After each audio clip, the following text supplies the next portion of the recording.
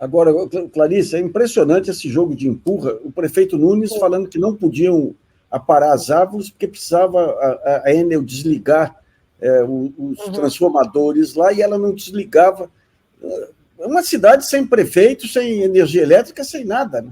Perfeitamente. Nassif, a autoridade é o prefeito, cabe ao prefeito organizar um plano de ação conjunto, então, para que a autoridade esteja lá, quer dizer, o responsável pela poda, tudo isso, que é a prefeitura, esteja ao mesmo tempo que o pessoal da concessionária.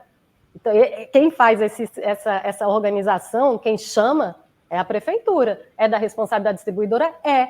Mas é a prefeitura que fala, olha, você vem aqui para essa área, eu estou com o meu pessoal nessa área, vamos cuidar daqui. Aí tá, o pessoal da concessionária de um lado, o pessoal da prefeitura do outro. O pessoal da prefeitura não pode encostar se está energizado, né? Então, essa estrutura de coordenação, isso cabe ao poder local, né?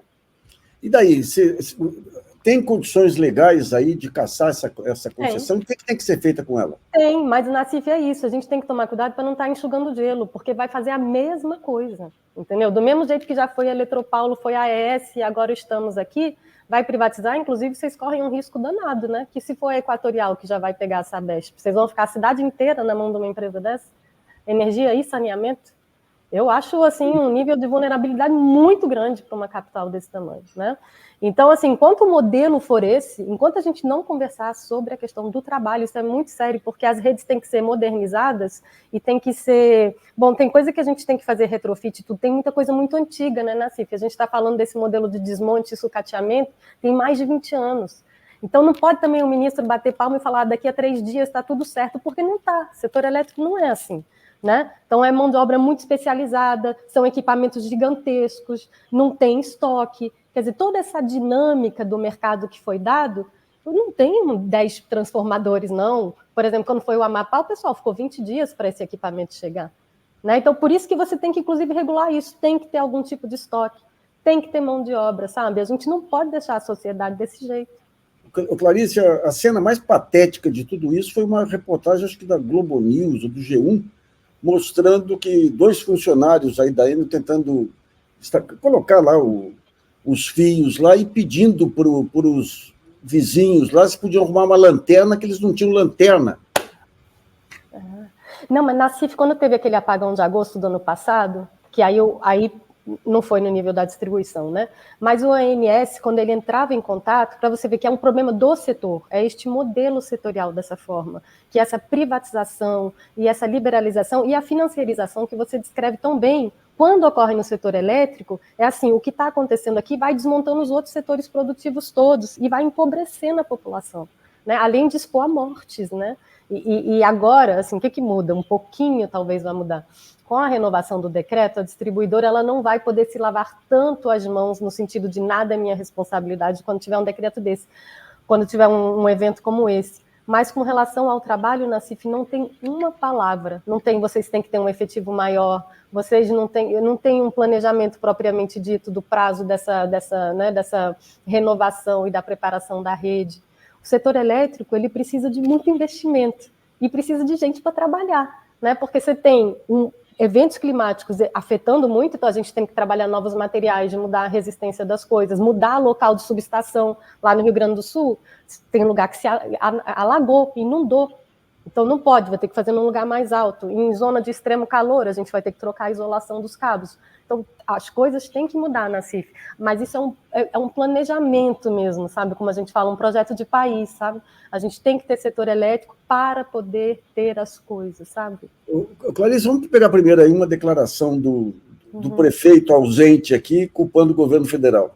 O que aconteceu? A gente ficou o dia inteiro, desde sexta-feira aqui, cobrando a Enel para fazer ligação da energia. E aí a gente não viu os carros. O pessoal da Enel falou, não, está trabalhando, a gente não viu os carros aguardando, eles não apareciam. Fomos atrás das garagens da Enel e qual foi a nossa surpresa? A nossa infeliz surpresa quando a gente colocou o drone, os carros parados no pátio. Olha que irresponsabilidade, essa empresa que tem a concessão do governo federal, que eu já estou pedindo desde o ano passado para cancelar esse contrato com a Enel, depende do governo federal, do ministro irresponsável de Minas Energia, que eu fui lá e não fez nada. Depende da Agência Nacional de Energia Elétrica, que é do governo federal, também nada. E o contrato prevê que tanto o ministro poderia ter iniciado a caducidade desse contrato, a gente já teria substituído essa empresa, não estaria tendo esse transtorno todo. Uma empresa irresponsável. O governo federal, pelo contrário, ultimamente falando que vai renovar o contrato com essa empresa. Nós não queremos... Uma coisa, mas é um mentiroso. Aqui a Câmara Municipal, aqui a bancada ligada a ele, aí impediu qualquer ação contra ele. Além do fato que se tem um órgão estadual aqui que deveria fiscalizar, não é nem a ANEEL, é um órgão, que é a TESP, aqui, que deveria fiscalizar. Exato. Que coisa. Mas a ANEEL tem responsabilidade, sim. Agora é terrível para a população, né, Nassif? Aí é o ministro dizendo que a culpa é de um, o prefeito diz que a culpa é do outro. Quer dizer, é uma falta de institucionalidade, né? É uma falta de preocupação com o consumidor, né? Assim, a culpa não é minha, ainda faço uma publicidade aqui política. Assim, não, né? Não é assim que se trata do problema, e sim, ele tem responsabilidade, tanto no que ocorreu, por poda de árvore, por falta de levantamento da situação, pela preparação do município a enfrentamento desses eventos extremos, como ele não colaborou justamente com esse plano de reestruturação, que isso é um trabalho a ser feito em conjunto. Agora, Clarice, hoje veio a notícia também que o Lula ordenou aí que se começasse a estudar modificações nas agências reguladoras, que foram todas apropriadas aí pelo mercado. O que deve ser feito aí para que essas agências passem a cumprir uma função de regulação efetiva? Nassif, eu acho que tem que mudar o modelo regulatório mesmo, não é só dentro da agência, que é uma coisa muito difícil mesmo, né? Esse papel da captura, e ainda que não seja uma coisa de corrupção, mas é a proximidade mesmo, né? Você vê, me lembro, nem é desse governo agora, mas frequentemente, né? Ouvimos os agentes, aí quando ouvimos os agentes, é o diretor da empresa X, Y, o consumidor nunca participa de nada, né? Está sempre a revelia, e ele fica perplexo, né? Quer dizer, imagina a situação de uma pessoa de baixa renda ou renda média em São Paulo, dizendo, mas então quem vai resolver minha situação? Né? E ele pagando contas altíssimas, e o prefeito dizendo ainda que não é culpa dele, o ministro dizendo que não é culpa dele, é culpa de quem? Né? Alguém tem que assumir, está faltando assim resposta, e é responsabilidade de todos eles. E aí um joga para o outro. Né? E como que deveria ser esse modelo tradicional de regulação? Se a gente continua desse jeito, Nassif, eu acho que realmente tinha que ter uma questão muito séria com relação ao trabalho. Então, justamente esse modelo regulatório não pode só premiar um incentivo. Talvez uma regulação que a gente fala por TOTEX, né? Então, todos os custos da distribuidora são levados em consideração. Tanto o custo de investimento como o custo de operação e manutenção, a vida dela. Eu não vou só remunerar os ativos, eu remunero o funcionamento, inclusive para que ela cuide melhor da vida útil desses equipamentos, para que isso faça sentido e que a gente tenha coisas mais sustentáveis. Isso é uma coisa, por exemplo. Eu acho que outra coisa que a gente poderia fazer, inclusive nesse cenário de desmonte, de informalização, e a gente não está conseguindo estabilizar a mão de obra, e tem muita gente morrendo do lado do trabalho também, e aí é um caos absoluto, né? Porque também vai provocar apagões e tudo isso, tá? Se ninguém estiver faltando empatia, pode pensar que isso dá problemas também. Então, eu acho que tem que ter um freio de arrumação no trabalho. Essas distribuidoras, Nassif, elas estão trabalhando com 80%, 90% de terceirizado. Aí a ANEEL fala, eu só regulo o trabalhador da distribuidora. Quer dizer que tem 80% do trabalhador sem estar regulado. E aí, como é que eu sei a qualidade desse trabalhador? Eu fui chamada para ir numa subestação fazer uma fiscalização com o Ministério Público, porque tinha tido um evento de acidente mortal. O menino, na verdade, ele é super qualificado para estar executando a função dele. Mas, antigamente, para entrar na zona de risco que ele entrou, você tinha que ter 5 anos de experiência, muito protocolo mesmo. Uma coisa é você saber, piloto de avião não pega o diploma e pega o avião, não. Tem muito treinamento, você tem que incorporar uma série de procedimentos, ainda mais aqui que as coisas estão mudando o tempo inteiro. E ele, na verdade, com 6 meses de empresa, foi colocado para fazer esse serviço, ele fez um gesto falso e ele morreu.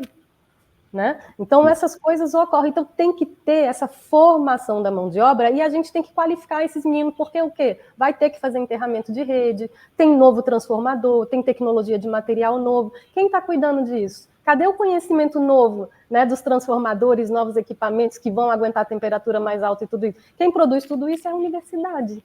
Era a engenharia brasileira. A gente desmontando tudo.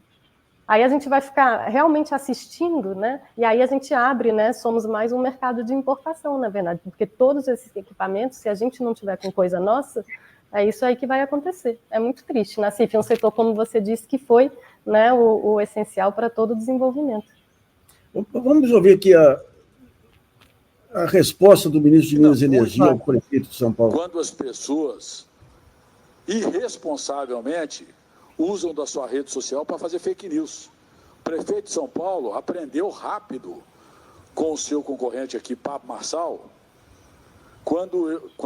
que era o campeão das fake news e da falsificação de documento público, quando ele fez uma fake news dizendo que nós estávamos tratando da renovação da distribuição da Enel. A Enel vence o seu contrato em 2028. Ela tem até 2026 para se manifestar sobre a sua renovação. Na verdade, ainda dá tempo do prefeito se preocupar com a questão urbanística de São Paulo, porque os laudos que nós estamos recebendo e que vão ser, no momento adequado, depois de conferido, porque nós temos responsabilidade com o Brasil, porque o Brasil voltou a discutir os problemas reais da sociedade. Nós não trabalhamos com narrativa, nós trabalhamos com fatos.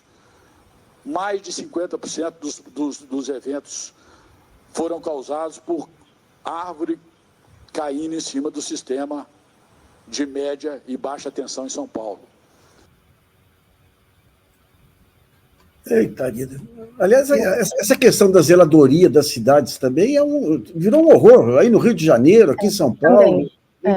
A nossa sorte é que a gente teve uma parte que foi enterrada, né? Aí aqui pelo menos cai menos. Mas assim, onde não, você olha para o poste, assim, é uma situação assim, de total temeridade. E tudo isso é perda, né, Nassif? Tudo isso é perda, isso é corrente escapando, tá? Isso está trazendo perdas de tudo, na verdade. Atrapalhando a vida útil dos equipamentos, tudo isso são grandes ineficiências. Esse pessoal falando do privado eficiente, a busca por eficiência, isso é uma ineficiência danada em termos de perda de energia, em termos de tarifa, em termos de tudo, sabe?